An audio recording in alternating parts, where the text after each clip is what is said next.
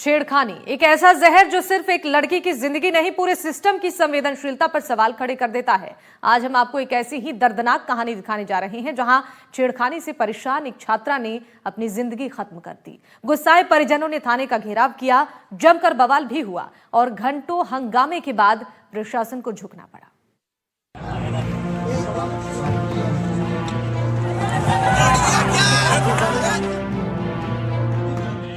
हंगामा, प्रदर्शन और नारेबाजी की तस्वीरें इंसाफ को लेकर है। गुरुवार को डूंगरपुर के 84 में जैसे ही नाबालिग छात्रा की मौत की खबर फैली, माहौल उबाल पर आ गया। आक्रोशित परिजन और स्थानीय लोग धम्बोला थाने पहुंच गए, थाने का घेराव किया, नारेबाजी हुई। परिजनों की सिर्फ एक मांग थी, दोषियों पर सख्त कार्रवाई। सुसाइड में एक तरह की हत्या है। पुलिस को 14 तारीख को रिपोर्ट दी थी, पुलिस ने उस पर कार्रवाई नहीं की और तो बच्ची ने अपनी इज्जत को ध्यान में रखते हुए, अपने परिवार की इज्जत को ध्यान में रखते हुए संतोष को गोलियां खाई और बच्ची अपनी जान से हाथ धो गई। प्रशासन ने इस पर कोई कार्रवाई नहीं की। हमारे सबसे पहले तो इस जिहादी के घर पर बुलडोजर चलाया जाए और यदि जब तक बुलडोजर नहीं चलेगा तब तक सर्व समाज यहीं डटा रहेगा।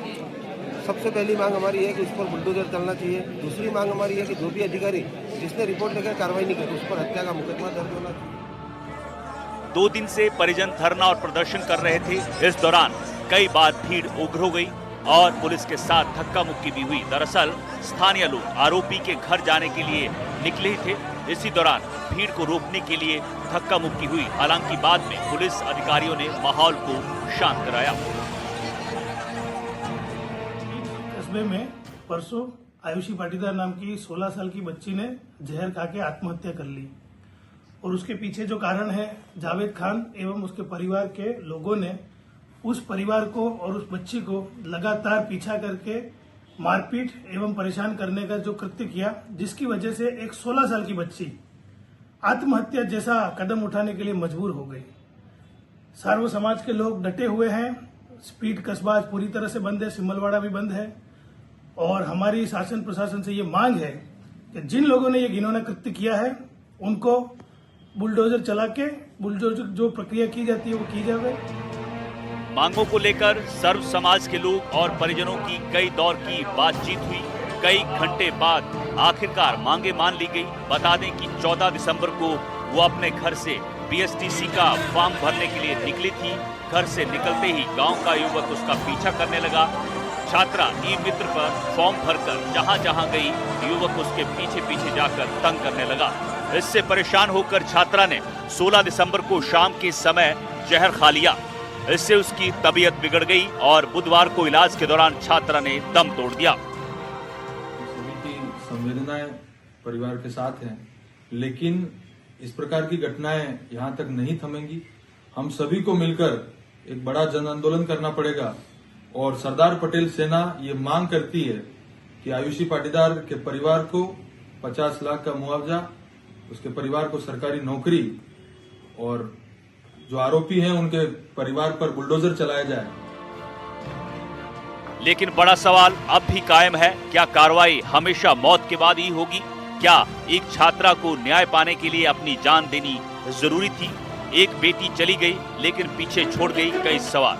छेड़खानी के खिलाफ कानून है, लेकिन जमीन पर उसका डर कब दिखेगा? अब देखना यह है कि प्रशासन का आश्वासन कागजों में सिमटेगा या सच में न्याय मिलेगा। डूंगरपुर से प्रवेश जैन की रिपोर्ट, एनडीटीवी राजस्थान।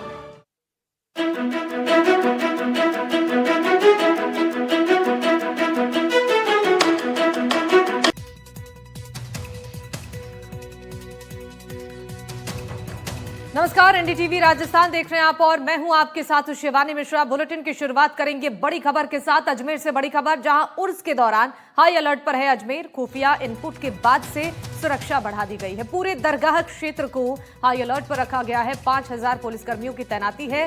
देश विदेश से पहुंच रहे लाखों जायरीन और वायरलेस कैमरों से भी यहां पर निगरानी की जा रही है। वंदिता राणा, एसपी शक्ति सिंह राठौड़ और संभागीय आयुक्त की मौजूदगी में यहां पर लगातार मॉनिटरिंग की जा रही है और वायरलेस कैमरों से यहां पर जो लोग पहुंच रहे हैं उन पर निगरानी की जा रही है। उर्स के दौरान हाई अलर्ट पर है अजमेर और सुरक्षा एजेंसियां पूरी तरह से चाक चौबंद हैं। खुफिया इनपुट की तरफ से भी सुरक्षा व्यवस्था को बढ़ाई गई है। पूरे दरगाह क्षेत्र को यहां सीसीटीवी कैमरे की निगरानी में रखा गया है।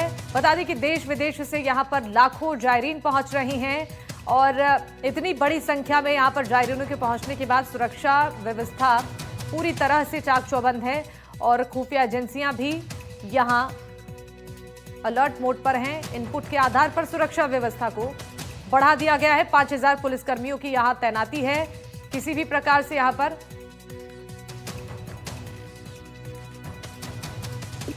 ख्वाजा मोइनुद्दीन चिश्ती के इस अवसर पर हम प्रशासन की ओर से मैंने और आईजी साहब ने, जिला कलेक्टर जी ने, जिला पुलिस अधीक्षक, पूरे प्रशासन की ओर से आज चादर हमने चढ़ाई है ख्वाजा के दरबार में और सभी व्यवस्थाएं यहाँ माकूल हैं। पूरे प्रशासन और पुलिस की व्यवस्थाएं, सुरक्षा की और सभी जो कमेटी है वो सब मिलके बहुत अच्छी व्यवस्थाएं कर रहे हैं और बड़ी संख्या में उसमें जायरीन आने की संभावना है। इसलिए प्रशासन की समस्त व्यवस्थाएं चाक चौबंद है। बहुत बहुत आपको धन्यवाद। सुरक्षा के हर संभव जो इंतजाम है वो पुलिस की तरफ से रहेंगे। 5000 से ज्यादा का डिप्लॉयमेंट जो है वो हम करेंगे और जो पूरा का पूरा जाब्ता है वो सतर्क स्थिति में रहेगा। ड्रोन के थ्रू भी सर्वेलांस किया जाएगा। सीसीटीवी की निगरानी में पूरी तरीके से सारा एरिया रहेगा। दरगाह कमेटी से बात करके और ज्यादा सीसीटीवी कैमरा भी लगाए गए हैं और इस प्रकार से पूरी व्यवस्था बनाई जाएगी। इस खबर पर ज्यादा जानकारी देने के लिए संवाददाता पवन अटारिया फोन लाइन पर जुड़ चुके हैं। पवन, उर्स के दौरान पूरी तरह से अजमेर में हाई अलर्ट जारी कर दिया गया है। सुरक्षा व्यवस्था के मद्देनजर जमीनी स्तर पर आप कैसी तैयारियां देख पा रही हैं? जी बिल्कुल, देखिए ख्वाजा गरीब नवाज के 814वें उर्स की विधिवत शुरुआत यहां पर हो चुकी है और जिला प्रशासन ने उर्स की व्यवस्थाओं को लेकर मौका निरीक्षण भी किया और प्रशासन ने चादर भी चढ़ाई कि उर्स है जो अच्छे से मुकम्मल हो जाए, किसी प्रकार की कोई परेशानी ना आए।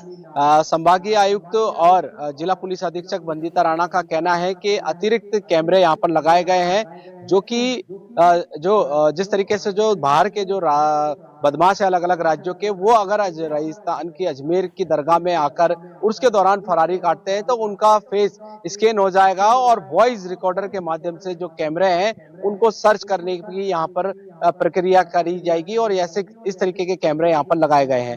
कुल मिलाकर पूरी तरीके से उर्स को अच्छे से यहाँ पर उनकी जो रसूमात है, जो रस्में हैं वो पूरी की जाए, ये ऐसा जिला प्रशासन, पुलिस प्रशासन का एक जो है उनका मुद्दा है। और जिस तरीके से कुछ दिनों पहले अज्ञात ईमेल के द्वारा दरगाह को और कलेक्ट्रेट को बम से उड़ाने की धमकी दी गई थी, इस बात को ध्यान में रखते हुए यहाँ पर अजमेर पूरा अलर्ट मोड पर है और जीआरपी, अजमेर पुलिस और खुफिया विभाग, अलग अलग तमाम सुरक्षा एजेंसियां भी अलर्ट मोड पर है और बताया जा रहा है कि 5000 पुलिसकर्मियों की मदद से पूरा उर्स की तैयारियां की जाएगी, कानून व्यवस्था बनाए रखी जाएगी, ड्रोन से भी निगरानी यहाँ पर रखी जाएगी। जी ठीक है पवन, आप हमारे साथ बने रहिएगा, आगे भी अपडेट्स लेंगे आपसे।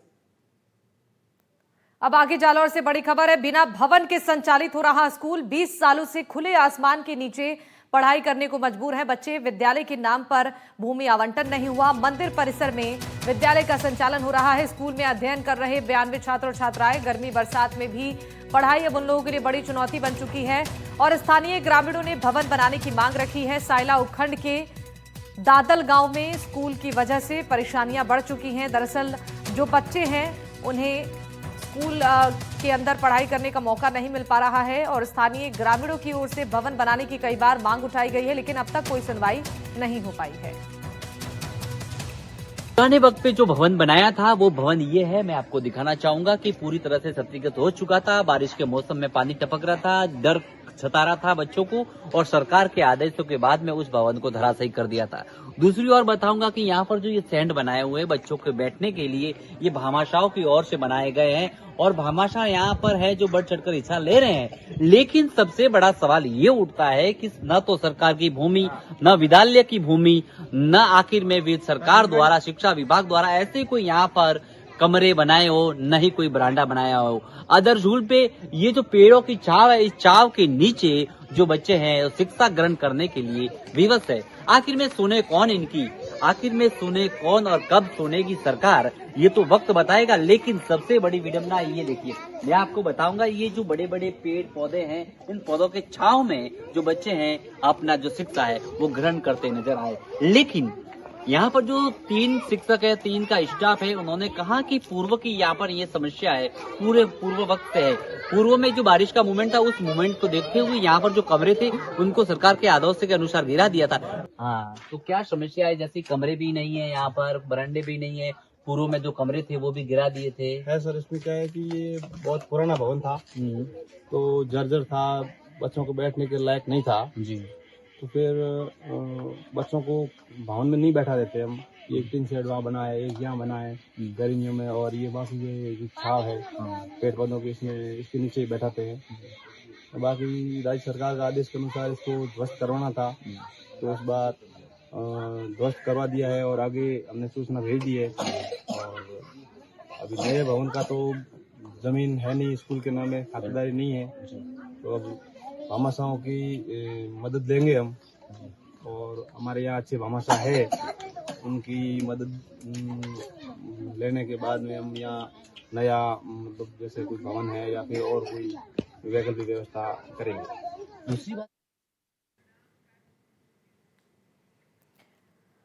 जिस तरीके से यहाँ पर मुश्किलें लोगों की बढ़ती जा रही हैं और इसको लेकर अब इंतजार किया जा रहा है कि प्रशासन कब इस मामले पर सुनवाई करता है। बढ़ते आगे बाड़मेर से बड़ी खबर। बाड़मेर पुलिस ने बड़ी कार्रवाई को अंजाम देते हुए नशे की बड़ी फैक्ट्री का पर्दाफाश किया है और बड़ी मात्रा में यहां से एमडी ड्रग्स बरामद किया गया है। एमडी ड्रग्स बनाने की प्रयोगशाला पकड़ी गई है। सदर थाना क्षेत्र के केरली में इस कार्रवाई को अंजाम दिया गया है। पुलिस ने मशीन और केमिकल को जब्त कर लिया है। दाढ़ी की छत पर ड्रग्स सुखाई जा रही थी और मुंबई में लकड़ी का ये कारोबार करता है मुख्य आरोपी, जो कि अब उससे पूछताछ इस मामले में की जा रही कि कितने लोग इसमें शामिल थे, इसकी भी जांच पड़ताल चल रही है। दरअसल यहां पर सदर थाना क्षेत्र के केरली में इस प्रयोगशाला का निर्माण किया गया था और यहां पर पुलिस ने मशीन और केमिकल को जब्त किया है। एमडी ड्रग बनाने की ये प्रयोगशाला जिसका भांडाफोड़ किया गया है और बड़ी मात्रा में यहां से एमडी ड्रग्स को बरामद किया गया है। नशे की बड़ी फैक्ट्री का पर्दाफाश बाड़मेर पुलिस ने किया है। बड़ी खबर है बाड़मेर से, बड़ी सफलता बाड़मेर पुलिस को मिली है। नशे की बड़ी फैक्ट्री का पर्दाफाश करते हुए बड़ी मात्रा में एमडी ड्रग्स बरामद की गई है। तो पश्चिमी राजस्थान के बाड़मेर जिले में पुलिस को बड़ी सफलता हासिल हुई है। अवैध एमडी ड्रग निर्माण के एक गुप्त अड्डे का भांडाफोड़ किया गया है। जिला मुख्यालय से करीब 30 किलोमीटर दूर धोरो में स्थित एक ढाड़ी में चल रही इस अवैध धंधे पर सदर थाना पुलिस ने दबिश देकर छापेमारी की है। मौके से भारी मात्रा में एमडी ड्रग बनाने के लिए इस्तेमाल होने वाले केमिकल्स और तैयार ड्रग्स और अन्य उपकरणों को बरामद किया गया है।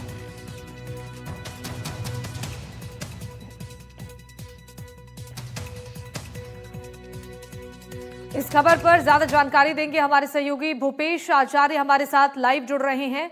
भूपेश, एक बड़ी सफलता मिली है पुलिस को, यहां पर एक पर्दाफाश हुआ है एमडी ड्रग बनाने की प्रयोगशाला का। बताइए कि इस पूरी कार्रवाई के दौरान और क्या ज्यादा जानकारी निकलकर सामने आई है? जी बिल्कुल, अभी मैं मौके पे खड़ा हूँ। आप देख पाएंगे मेरे पीछे एक तस्वीर है, ये तस्वीर देख पाएंगे। जो इस तस्वीर में जो दिख रहा है मकान, इसी मकान में वो फैक्ट्री चलाई जाती थी। और एक तस्वीर और दिखाऊंगा आपको इस तरफ की, जो एक गाड़ियां हैं, ये पुलिस की तमाम अधिकारी हैं जो यहाँ पे काम कर रहे हैं। क्योंकि एमडी ड्रग्स का मामला है तो ऐसे में ये कार्रवाई थोड़ी सेंसिटिव हो जाती है, क्योंकि एनडीपीएस मामले के तहत जो कार्रवाई की जाती है उसमें कई सारी डिटेलिंग इस तरीके से होती है ताकि कोर्ट में इसको जब पेश किया जाए तो किसी तरह की कोई समस्या ना आए। और ये जो मामला है, एक और चीज जो मैं इसमें दिखाना चाहूंगा, ये जो फैक्ट्री आप यहाँ देख पाएंगे, एक लकड़ी की फैक्ट्री है। इसी के शेल्टर में, इसी के एवज में ही बनाया गया था ताकि जो ये लकड़ी का कारखाना है ये यहाँ चलता था। और इसी के साथ ये था कि अगर ये कारखाना चलता था तो ऐसे में पीछे ये लोग भी अपना मैन्युफैक्चरिंग और सारी चीजें करते थे, ताकि किसी को इस बात का अंदाजा ना हो और आशंका ना हो कि भाई ये यहाँ पे किसी तरीके का काम हो। क्योंकि जब ये फैक्ट्री चलती थी तो इसमें मशीनों की आवाज आती थी और इसी के शेल्टर लेते हुए वो अंदर अपना काम करते थे। इस पूरे मामले की बात की जाए तो लगभग 15 किलो के करीब जो ये एमडी जो बनाई गई थी वो यहाँ पर मिली है पुलिस को। और उसका एनसीबी की भी टीम यहाँ पे पहुंची है और उनका भी, वो भी इस पूरे मामले की अपने स्तर पे जांच करेंगे और सैंपलिंग लेंगे ताकि इसमें पता लगे कि ड्रग्स की मात्रा कितनी थी, किस तरीके का ड्रग्स था और कितनी क्वांटिटी में सारी चीजें थी।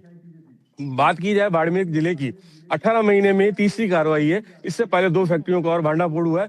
तो आप इस बात से अंदाजा लगा सकते हैं कि बाड़मेर में जो नशे का कारोबार है कितना फल फूल रहा है और किस तरीके से ये काम हो रहा है। इस पूरे मामले को लेके बात की जाए तो इसको जब इसका पता ऐसे लगता है कि जैसे ये एमडी बनाने के लिए जैसे ही इसको खुली हवा में सुखाया जाता है, वहां जैसे सुखाने के बाद जो इसकी स्मेल थी वो सभी जगह स्प्रेड हो रही थी। और जब गांव वालों ने और आसपास के लोगों ने पूछा कि किस तरीके की स्मेल आ रही है, क्यों आती है रोज, तब वो ये बताया गया कि यहाँ पे कोई देसी दवाई बनाई जा रही है सर्दियों में काम लेने के लिए और उसी के तहत थी। लेकिन ये स्मेल जो थी लगातार आती रही। ऐसा भी माना जाता है कि इन्होंने एक कंसाइनमेंट बना भी दिया था और उसको मार्केट में सप्लाई भी कर दी थी। उसी के बाद ये दूसरा कंसाइनमेंट था जाना था, जिसको इन्होंने एक केक के डब्बे में, जो केक आता है उस केक के डब्बे में इसको डिलीवरी करने वाले थे और ये सभी जगह इसको भेजने वाले थे। लेकिन पुलिस के जो मुखबिर की जो सूचना मिली और बाड़मेर की डीएसपी टीम और बाड़मेर पुलिस की मुखबिर की सूचना पे जब पुलिस ने देर रात कार्रवाई करी, कार्रवाई अभी भी जारी है। कल देर रात से कार्रवाई जारी है और अभी भी पुलिस का ये कहना है कि कार्रवाई अभी लंबी चलेगी, क्योंकि जैसा कि मैंने पहले बताया था कि एनडीपीएस का मामला है, तो ऐसे में इसकी जो कार्रवाई होती है बहुत लेंदी होती है, क्योंकि कोर्ट में जब इसका एविडेंस पेश किया जाता है तो वो जो कागज जितने मजबूत होंगे उतने ही आरोपियों के खिलाफ सख्त कार्रवाई की जा सकेगी। इस पूरे मामले में जो मकान मालिक है उसको पुलिस ने फिलहाल हिरासत में ले लिया है और जो मुख्य आरोपी जिसको पुलिस ने माना है वो हालांकि फरार है और वो बालोतरा जिले का 5,000 का इनामी भी है। तो ऐसे में पुलिस का ये मानना है कि इसके में किस तरीके की टीम थी, कौन लोग थे और महाराष्ट्र का कनेक्शन जो इसका है, क्योंकि जो मुख्य आरोपी है वो महाराष्ट्र में काम करता था। जी बिल्कुल। तो देखिए कई खुलासे भूपेश हुए हैं और आप वहां पर मौजूद हैं, तो मैं चाहूंगी जरा दर्शकों को वहां की तस्वीरें दिखाइए कि कहां पर इस प्रयोगशाला का निर्माण इन लोगों ने किया था और इस अवैध कारोबार को चला रहे थे, संचालित कर रहे थे। जरा दिखाइए कि ये जगह है कहां पर और किस तरीके से जो शातिराना अंदाज इन्होंने अपनाया था यहां पर इस अवैध कारोबार को चला रहे थे। और देखिए आखिरकार इसका खुलासा हो गया है और एक्शन भी ले लिया है बाड़मेर पुलिस ने, बड़ी सफलता टीम को मिली है। जरा बताइए भूपेश, तस्वीरों को दिखाते हुए ये जानकारी दीजिए कि क्या इस मामले में अब तक कोई गिरफ्तारी हो पाई है, पूछताछ में कोई जानकारी मिली है कि कितने लोग इसमें शामिल थे? जी बिल्कुल। इस पूरे मामले को लेकर बात की जाए तो जो घर का मकान मालिक था उसको पुलिस ने फिलहाल हिरासत में ले लिया। उसका ये कहना है कि मुझे इस बात का अंदाजा नहीं था कि किस तरीके का काम हो रहा है और क्या है। मुझे भी यही बताया गया था